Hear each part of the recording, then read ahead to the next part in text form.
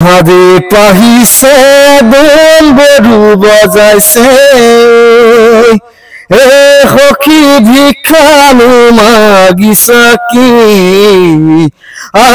ভিক্ষা মই লগা নাই যেন মন্তৰা জান মাগিছো তোমাৰ জি গৌতম চৌধুৰী আপোনালোকক স্বাগতম জনাইছো। মই আসলতে যেটো ভিডিও আপোনালোকৰ মাজলৈ লৈ আহিব বিচাৰিছো সেই ভিডিও আপোনালোকে প্ৰায় পায়ে আছে। আসলে ভাস্কৰ ফুকন ইতিমধ্যে চন্দামা গীতটোৰ বাণীবদ্ধ হৈছে, সেইসমূহ দৃশ্য আপোনালোকে দেখিছে, কিন্তু ভাস্কৰ ফুকনৰ যিটো বাকগৃহ আপোনালোকে দেখা নাই, সেইবাবে লৈ আহিছো। ভাস্কৰ ফুকনে কিমান কষ্ট কৰি আসলতে পকা যোগালী কৰাৰ উপৰিও তেওঁ আসলে যিটো গীত লিখিছে ইমান কষ্টৰ মাজতো, আৰু তেওঁ কেনেধৰণে জীৱন যাপন কৰে আৰু কেনেধৰণৰ সমস্যাৰ মাজত জড়িত সেই ভিডিও মই আপোনালোকে লৈ আহিছো। এই মুহূৰ্তত মই যি ভাস্কৰ ফুকনৰ গৃহত উপস্থিত আছো এইটোৱে হ'ল ভাস্কৰ ফুকনৰ বাকগৃহ, আৰু এই বাকগৃহৰ পৰাই মই কেইটামান গীত আপোনালোকক শুনাম। কিন্তু ইতিমধ্যে ভাস্কৰ ফুকনে যথেষ্ট কষ্ট কৰাৰ মাজতো তেওঁ গীত লিখিছে, আৰু যিটো গীত তেওঁ লিখিছে গীতটো প্ৰায় 4 বছৰ পূৰ্বে লিখা বুলি কৈছে। 4 বছৰ পূৰ্বে গীতটি ইতিমধ্যে বাণীবদ্ধ ৰূপ পাইছে, আৰু কিছুদিনৰ পিছতে আসলতে এই গীতটি আপোনালোকৰ মাজলৈ কেইবাটাও ইউটিউব চেনেলৰ জৰিয়তে ফেচবুক পেজৰ জৰিয়তে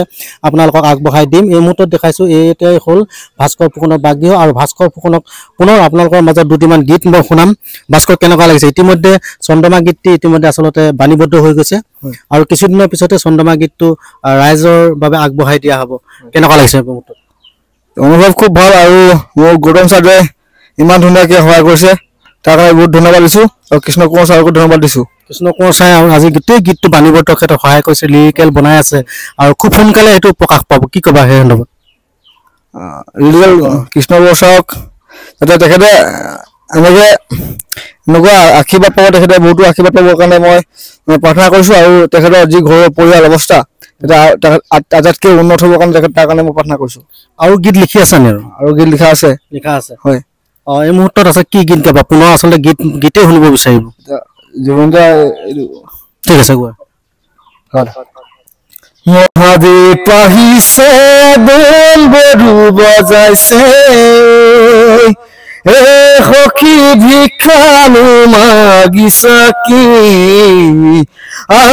ভিক্ষা মই লগা নাই যেন মন্তৰা জান মাগিছো তোমাৰ জি মহাদে পাহিছে দোল বৰু বজাইছে হে হৰিয়ে নিবৰে আহিছা পানৰে পাৰ্বতী তোমাৰ বা জাতি কুল কি জগতৰে গুৰু মোৰে নাম শংকৰ পৰাণ দিয়া তোমাৰ জি মহাদেৱ পাহিছে দোল বরু বজাইছে। Thank U.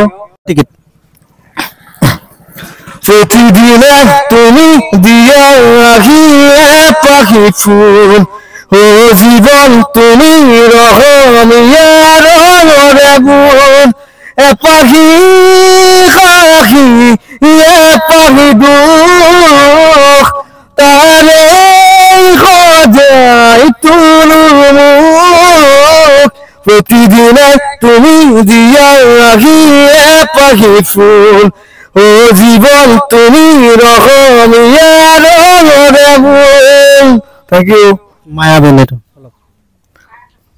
মায়াবিনী রাতির বুকুত দেখা পালু তোমার ছবি ধরা দিনা গোপনে আহি হিয়ার কোণত তুমি যেমন শুকান মনত নিয়ৰৰে চেঁচা তুফান নামি অহা ৰ'দৰে লৈ মোৰ দেশৰ প্ৰতি পুৱা ধুমুহাৰ শতামৰ বহু যুগৰে নাচোন এন্ধাৰো সঁচামৰ বহু দিনৰে আপোন নিজানত গান মোৰ শেষ হ'ব বাবু তোমাৰ বুকুত।